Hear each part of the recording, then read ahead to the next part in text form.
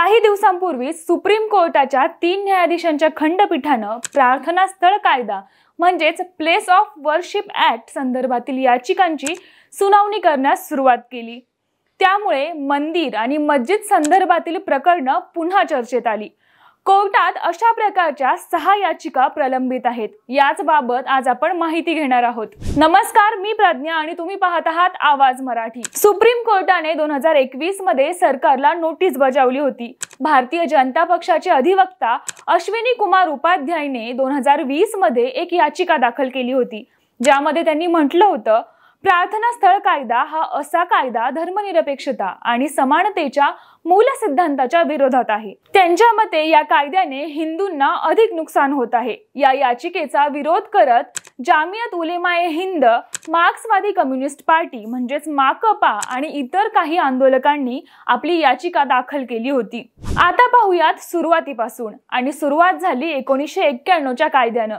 सन 1991 चा प्रार्थना स्थळ कायदा नेमका काय आहे? हा कायदा सांगतो की 15 ऑगस्ट 1947 मध्ये जे धार्मिक स्थळ ज्या स्वरूपात होते त्याच्या स्थितीत कोणताही बदल कोणीही करू शकत नाही। या कायद्यातील अनेक कलमांत अशा महत्त्वाच्या बाबींचा समावेश केला आहे। कायद्यातील कलम 8 मध्ये म्हटले आहे की कोणतीही व्यक्ती कोणतेही धार्मिक स्थळ किंवा कोणत्या समुदायाच्या प्रार्थना स्थळाला बदलण्याचे प्रयत्न करू शकत नाही। कलम 4 मधील क्लॉज 1 मध्ये म्हटले आहे की 15 ऑगस्ट 1947 मध्ये जे धार्मिक स्थळ ज्या स्वरूपात होते ते त्याच स्वरूपात राहील। कलम 4 मधील क्लॉज 2 मध्ये म्हटले आहे की जर कोणत्याही धार्मिक स्थळाच्या स्वरूपात बदल, केस, अपील किंवा अन्य कारवाई 15 ऑगस्ट 1947 नंतर कोणत्याही कोर्टात, न्यायाधिकरण किंवा प्राधिकरणात प्रलंबित असेल तर ती केस रद्द करण्यात येईल। याशिवाय अशा कोणत्याही प्रकरणात केस, याचिका दाखल करता येणार नाही। कलम 5 मध्ये म्हटले आहे की यामध्ये राम मंदिर, बाबरी मस्जिद विवाद यांचा समावेश नाहीये, कारण हे प्रकरण स्वातंत्र्यापूर्वीचं न्यायालयात प्रलंबित होतं। अजून एक भाग यामध्ये सामील आहे जो पुरातत्व म्हणजेच ASI यांच्या अधीन येतो। त्यांचे संरक्षण आणि देखभाल याबाबत कोणतेही बंधन यामध्ये नाही। हा कायदा ज्ञानव्यापी मस्जिद, मथुरा येथील शाही ईदगाह यांच्यासह देशातील सर्व धार्मिक स्थळांवर लागू आहे। सन 1990 मध्ये भारतीय जनता पक्षाचे नेते लालकृष्ण आडवाणी यांनी अयोध्येतील राम मंदिराच्या समर्थनार्थ रथयात्रा आयोजित केली होती। बिहारमध्ये त्यांची अटक आणि त्याच वर्षी कारसेवक यांच्यावरील गोळीबार या घटनेनं पूर्ण देशात, विशेषतः उत्तर प्रदेशमध्ये धार्मिक तणावाला चरमसीमेवर पोहोचवलं होतं। याच काळात 1991 मध्ये अयोध्या आंदोलन आणि त्याच्याशी संबंधित विवादही चांगलाच चर्चेचा ठरला होता। अशा वेळी 18 सप्टेंबर 1991 मध्ये नरसिंहराव सरकारनं प्रार्थना स्थळ कायदा संसदेत पास केला। त्यावेळी उमा भारती यांच्यासह भाजपच्या अनेक नेत्यांनी या कायद्याचा जोरदार विरोध केला होता।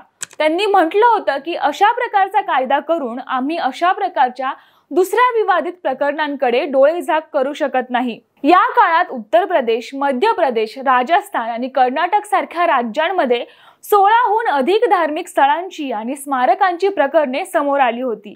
त्यातील 9 प्रकरणे कोर्टात प्रलंबित आहेत आणि 3 प्रकरणे जुनीच आहेत। या 3 जुन्या प्रकरणात उत्तर प्रदेशमधील ज्ञानवापी मस्जिद आहे। या प्रकरणाच्या तुम्ही अनेक बातम्याही ऐकल्या असतील। कर्नाटकमधील बाबा बदनगिरी दरगाह आणि लखनौमधील टिलेवाली मस्जिद ही प्रकरणं जुनीच आहेत, मात्र त्यांच्या सुनावणीत जलद गती आली आहे।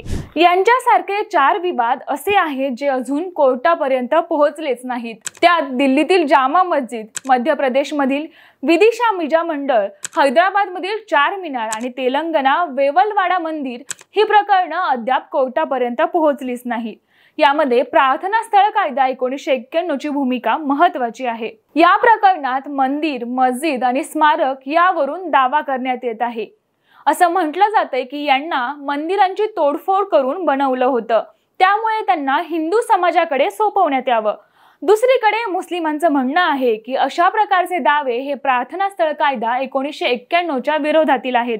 आता सर्वात प्रथम ज्ञानवापी मस्जिद संदर्भात आपण पाहूयात, जी वाराणसीत आहे। ज्ञानवापी मशिदीवर 1991 पासून खटले चालू आहेत, मात्र 2021 मध्ये एक नवीन खटल्यामुळे हे प्रकरण जलद गतीने पुढे जात आहे।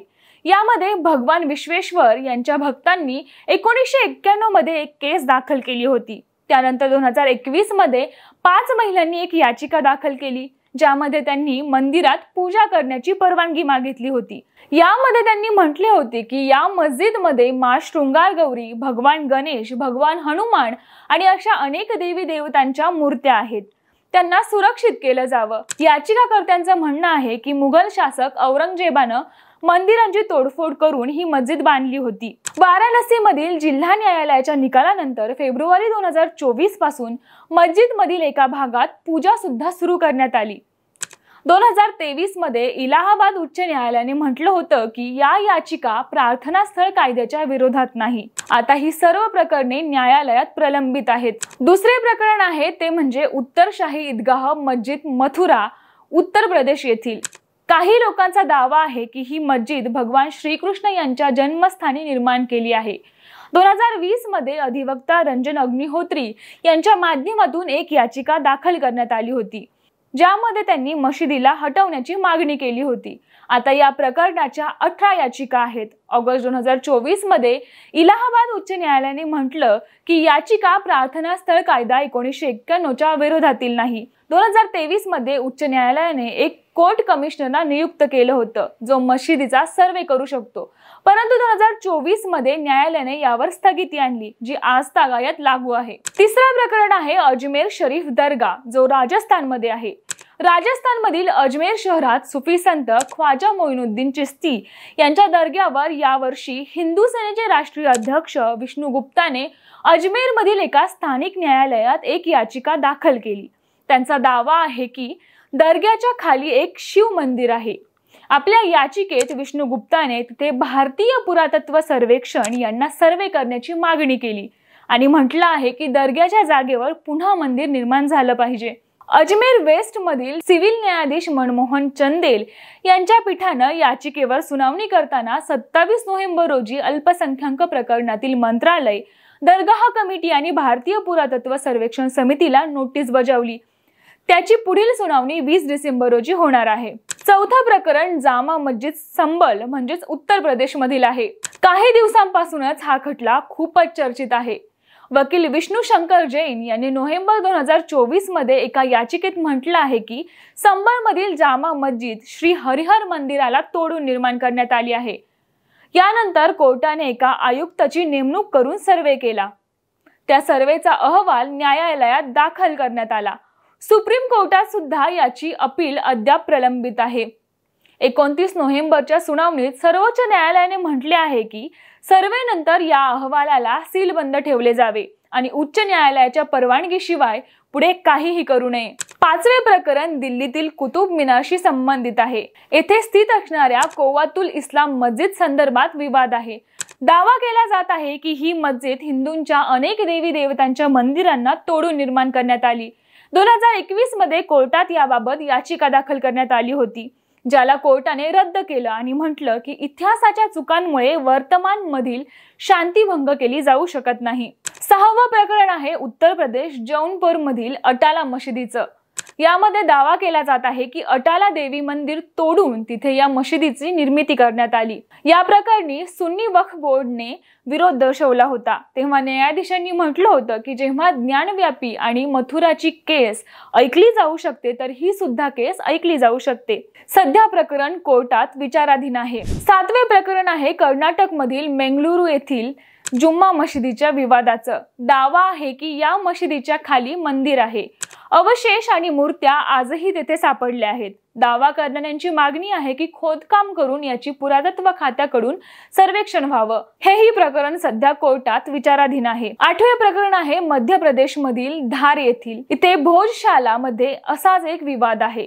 एक पक्ष म्हणत आहे की हे सरस्वतीचं मंदिर आहे, तर दुसरा पक्ष त्याला कमाल मौला मस्जिद म्हणून सांगत आहे। 2022 मध्ये उच्च न्यायालयाच्या आदेशानुसार झालेल्या सर्वेत इथे काही वस्तू मिळाल्या होत्या, ज्यामध्ये 94 मूर्त्या, प्राण्यांचे शिल्प, 31 शिक्के होते।